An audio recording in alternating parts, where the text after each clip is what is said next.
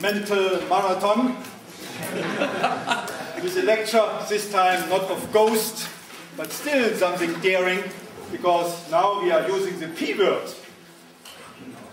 We always can use the F word in this, but the P word, politics, such a dirty word, such a dirty thing to do.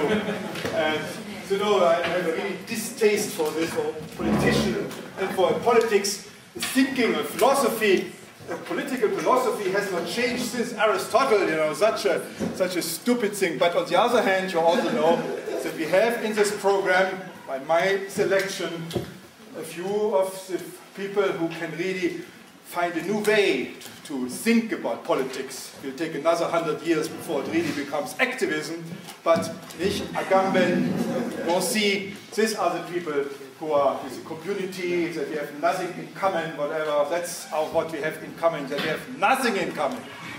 You don't exist. Okay, that's something which is good news at least. But usually I invite people I know and like myself, but sometimes I also invite people who are friends of friends. But this guy is neither one. I don't know him. Not a friend of any of my friends. You know. So, but he impressed one of our students.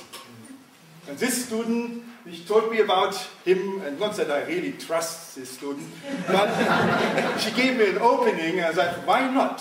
Why not? And certainly I actually wanted the other part too, you know, the prison part, you know. But this guy, the other guy, the prisoners, refuse to understand English or talk English. So this is the English voice of prison, and to my surprise, not an old-fashioned 68er, or somebody like his parents or grandparents must be lived in 68, so or he just looks young. That could be important. So anyway, please welcome Michael.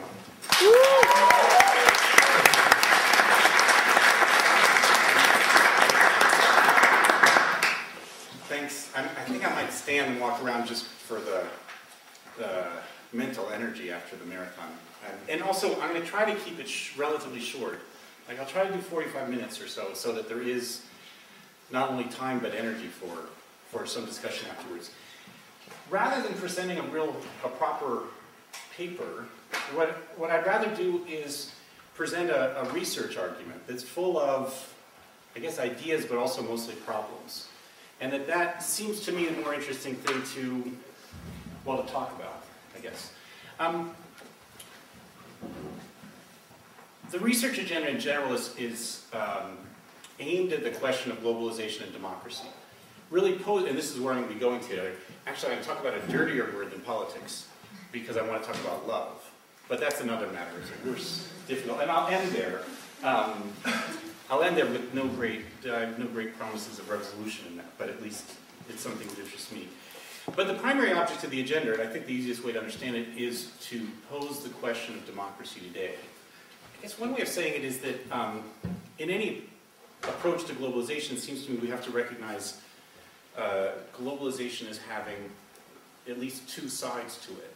There is, of course, the element of globalization, a neoliberal capitalist globalization, which is the dominant form under which we live and suffer, is, in fact, a new form of domination, a way that constricts us, under which many of us suffer through new forms of poverty, new forms of exploitation. But at the same time, we have to recognize globalization as also presenting the possibilities of new forms of liberation. And in fact, what I want to get to is presenting the possibilities of new and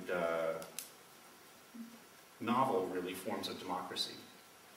But when I pose the question of democracy, it starts with a difficulty. In fact, with many of these terms, I'm faced with this difficulty where a concept I want to work with, and democracy is certainly one, has been so corrupted and has become so degraded that one has to face a choice: either abandon the concept and invent a new concept. Invent a new concept to name struggles for liberation, struggles for equality and freedom, or try to struggle over the concept itself.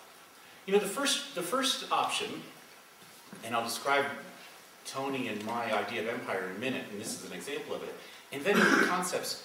People get pissed. You know, why can't you just use the old concepts? Why are you confusing everybody by inventing these new terms? And there are certain problems of political problems too of comprehension.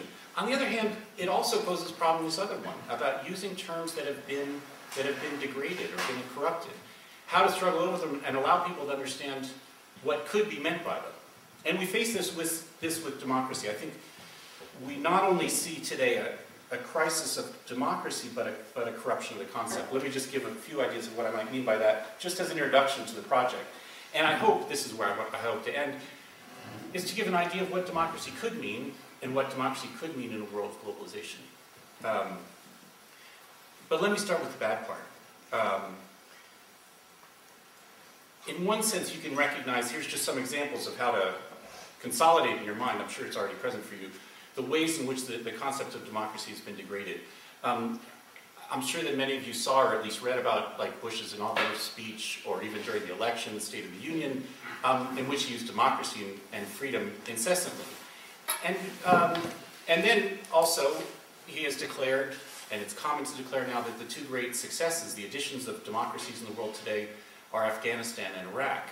And if this is going to be passed for democracy, it seems to me the bar is set as low as possible. If that's what democracy means, I want to have nothing to do with it.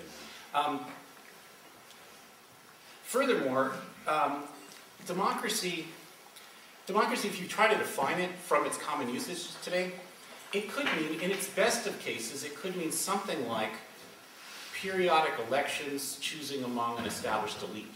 That's the best definition of democracy, I mean, the best case of its common usage. The worst case of it is essentially ruled by the US. What a democracy means is a country that would be ruled by the US somehow.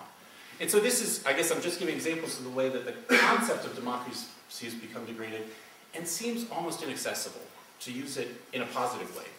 And so friends of mine, of course, talk to me, and maybe they're right, and of course, and many of the students throughout these 3 days have said, look, we might give it up. No one's going to understand you when you try to talk about democracy, because that's what it means. And there's no way you're going to make yourself understood. In addition to the corruption of the concept, we, I think, can recognize a crisis of democracy today in a new way. I mean, there's been a crisis of democracy for a long time, but I think that in the processes of globalization, we can recognize and we suffer from a newly compounded crisis of democracy. Let me just give the example of the two recent US presidential elections as the passage from one to the other. The 2000 US presidential election is a demonstration of a crisis of democracy we, in all of the nation states, have been living for a long time. I mean, I'm thinking about the Florida election, the fraudulent voting mechanisms, lack of representation. This is an indication, and that election can serve for us as a kind of symbol of that crisis of democracy within the nation states, which isn't isolated to the US, by the way. Certainly repeated in all the other nation states and has been for a while, that crisis of democracy. The 2004 election seems to me a more significant demonstration of the crisis of democracy, insofar as the 2004 US presidential election was, in my mind, the first properly global election. It's the first election in which there was a generalized recognition across the world that this is the global leader that's being elected. Of course, and so Bush, in some sense, is really the global representative. He's the global representative, of course, and here comes the different kind of the crisis, and this is the kind of crisis we see in these processes of globalization. He's the global representative, of course, that only a portion of the globe, only US citizens, and of course only a fraction of them, elect. So it's in the process of globalization, I want to say there's a compounding of the crisis of democracy, a crisis that's revealed by a crisis of representation in this global regime, in the global relationships. It's useful for me to think about the different kinds of representation that are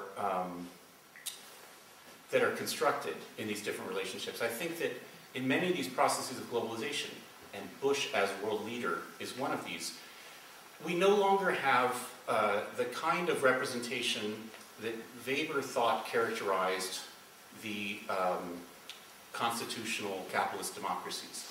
Weber has these lovely typologies, of course, for everything.